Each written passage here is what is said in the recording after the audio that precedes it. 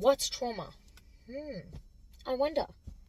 Trauma is when you have experienced some sort of significant event, and in that very moment, no one was there to give you affection, to give you love, to understand that you just seen, witnessed, felt, experienced something, and so the trauma creates and is now birthed.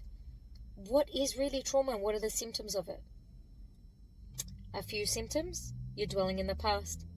Another symptom, every time you witness something that is similar to what you witnessed and you endured, you fall into the past. Every time you watch a movie and it gets a little bit intense, you dwell back into the past. Most of the times, it's quite unconscious.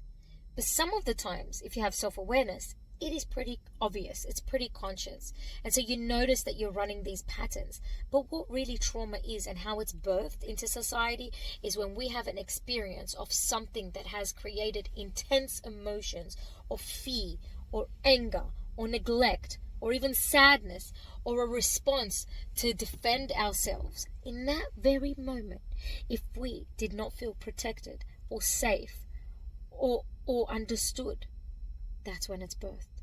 And then that's when we start to have the symptoms of holding pain in our bodies, not knowing how to have conversations, not knowing how to communicate, withdrawal, isolation, introvertedness, or sometimes we go the complete opposite way to shield and protect ourselves from what we're experiencing and feeling every day because no one helped us through the process of our emotions to regulate them.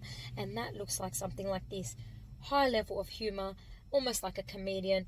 Everywhere we go, everything that we experience that technically should feel like there is a bit of pain in our body, we avoid that pain by overriding it with anything but that pain.